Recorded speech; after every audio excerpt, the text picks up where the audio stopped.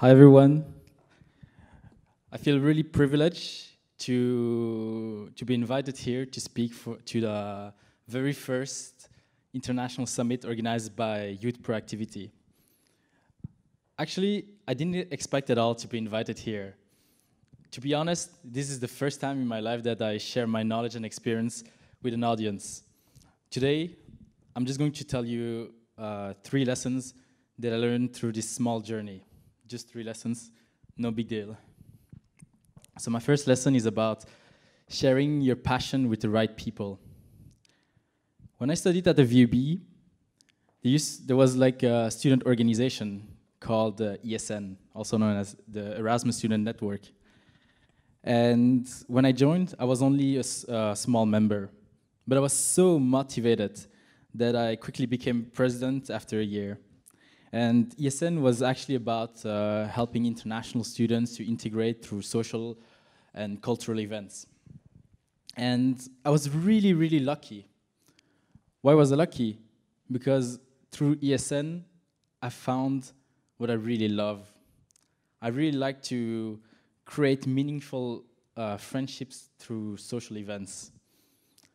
But during my 3rd year in ESN, I just left. Now, why did I leave if I finally found what I love? So this is the story.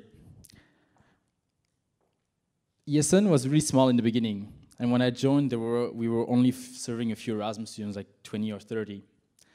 But we worked really hard, and we quickly grew to serve most of the Erasmus students in Brussels.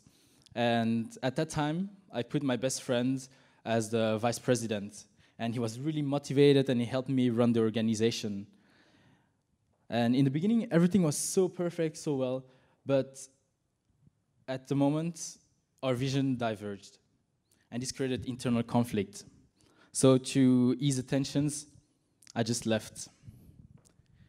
What was most of my student life at that moment was just gone, and it was completely devastating. For the upcoming months, I actually did not know what I wanted to do. I felt really bored, and I didn't find any interesting challenges. Then, it started waking up in me again. I realized something. I still loved doing this. I might have not organized the events for ESN anymore, but I really liked helping people to meet each other and create friendships. And whatever happened at ESN did not change that about me. I did not realize it at that time, but leaving ESN was the best thing that ever happened to me. So I decided to create Lemon's Life with Delia, who's here in the public. And so we created Lemon's Life to help expatriates here in Brussels. So basically, we organize events and activities, but they're different. Why are they different? Because we engineer them in such a way that it's easy for people to mix with each other, unlike crowded bars and clubs. Because you might have noticed when you go to bars and clubs, people tend to cluster in groups of friends, and they never really mix. So we added some features to the event so that they would mix, like icebreakers and other fun games. But in the beginning, it was really not easy. Not at all, actually. Unofficially, we started in September 2014. And for 2 whole months, we had zero customers.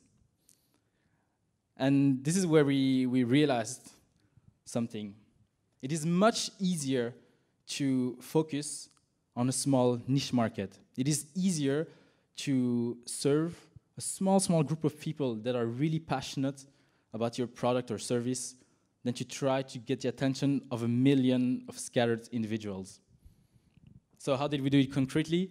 We created a small group on a social platform called meetup.com called International Tuesdays. And we would organize once a month a gathering in a random bar in Brussels or gathering with international people in Brussels, mostly expats. And this is actually how we got our very first clients. Now, the second lesson that I learned is about choosing failure as a strategy. During the upcoming months, we had more and more people coming at our events. And we organized them also more often, so we had like once a week International Tuesday, but we were still not making any money. And we didn't want to become like the generic social event organizers. So we wanted people to experience new things and discover new places and do also new activities that they might have never done before.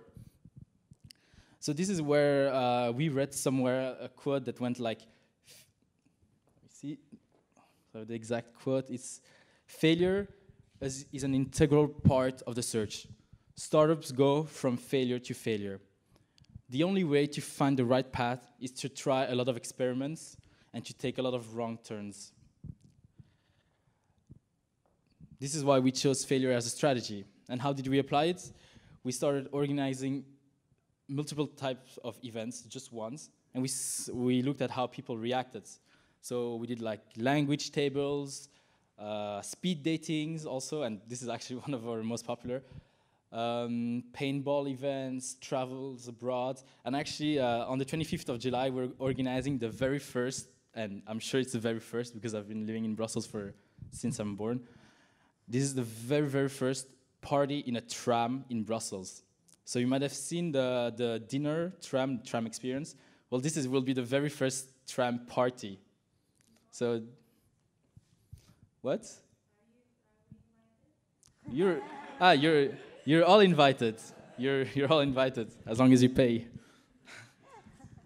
And so yeah, a lesson I want to give to you is like you should always take actions. You know, facts live outside of your head. It's really easy to code. It's easy to build your product. It's easy to make like a business plan, a business model. But all of these are just guesses. You have to talk to the customers. You have to sell to the customers. And it's really not easy.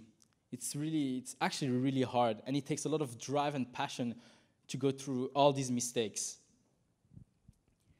The third lesson that I learned through Lemon Sive is the reason why you should do it.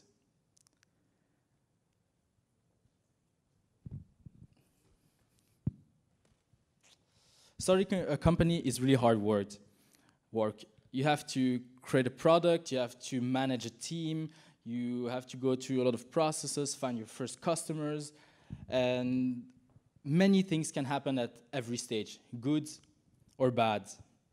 And at one point, you might even face your biggest challenge, your worst fear. And you might not survive it, or you might, but whatever happens, if you get through it, you will be reborn again, stronger than ever, and you will be finally able to claim your treasure. Now, I'm not talking about like a treasure chest with gold coins, but something more deep and profound. But I'll leave it to you to discover it. Just take actions. Joseph Campbell once said, "In the cave we fear to enter lies the treasure you seek." So by coming to this International ProAktivity Summit, you already took the first step. It's like you had a call for adventure. You wanted to know more about entrepreneurship. And if you take that attitude in your everyday life, if you accept all your challenges, conquer your fear, and claim your treasure, then you'll always become stronger. And hopefully you will do it again and again. Thank you.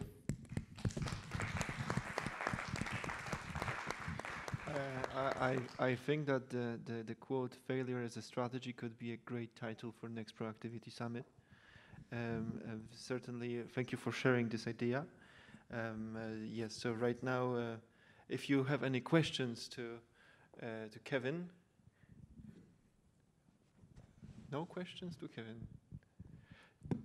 So this means that you have presented your idea so fully that now everybody knows what it is about. Nobody is kind of trying to question, because honestly, what's the Trump party? What? What's the Trump party? It's a party in a tram that moves around Brussels. A tram? A tram, okay. like a real tramway from the 20th century. I saw it. I saw this tram. Yeah, you should have. Yeah. If we did great marketing, you should all have seen it. Yeah, have you seen it on Facebook? I saw this. This is a very cool idea, really. You can see entire Brussels at night with a special tram. So yeah, it's a very cool idea. No questions? There is a question. Tell me.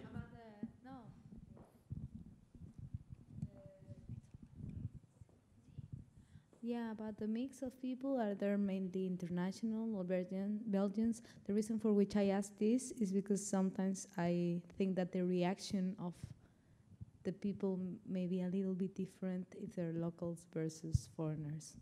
What's your experience on this?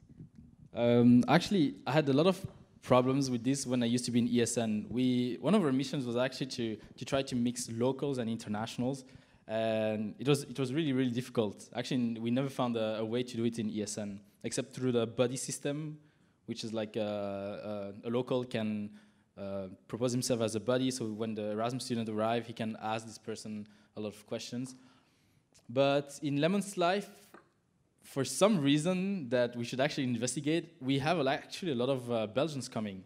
But these Belgians, they're actually different because they work themselves at international companies. Now we also have an event called French Language Tuesday. And I think that a lot of people don't dare to mix with internationals because they don't feel comfortable speaking English. So at this type of events, we attract much more natives because then they can speak their own language. And they can help internationals to practice, and they feel much more comfortable and confident to mix with them. If I may also ask a question, Kevin. You mentioned, and this was also previously mentioned today during the debate, the importance of having the feedback from customers, from real life people. In practical terms, could you help us see, because one thing is to discuss about it, but in a real company like yours, how exactly do you implement that? So exactly, my company is this, and this. And this is the part, which is a crucial part.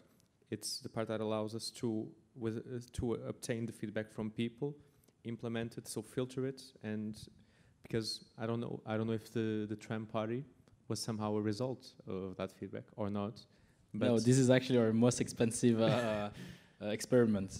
So in the events world, it's really easy. You just try an event, and it either fails or succeeds. But there's always a way to translate every type of event into a free event. For example, actually, we almost spent no money in the beginning. It was easy. We just said to bars, hey, we're bringing 80 people. Voila. You have free clients, free drinks. I don't think we should pay the rent for it because we're bringing people. Then after a while, we had like enough negotiation power to actually ask them for a percentage. And now we want to go beyond it. We want to have our own venues and try to even serve our own drinks, because there's like a bigger margin on it. So it's really about trying and like cheap tests. It's just the tram party is like our most expensive test. But still, it's not that expensive when you compare it to, for example, a huge international summit like this. I think. I don't know how much you spend on it, but I can imagine it's a lot. You would be surprised. All right, any more questions for Kevin, the main networker of Brussels, at least from my perspective? No? Right, so let's give him a round of applause once again.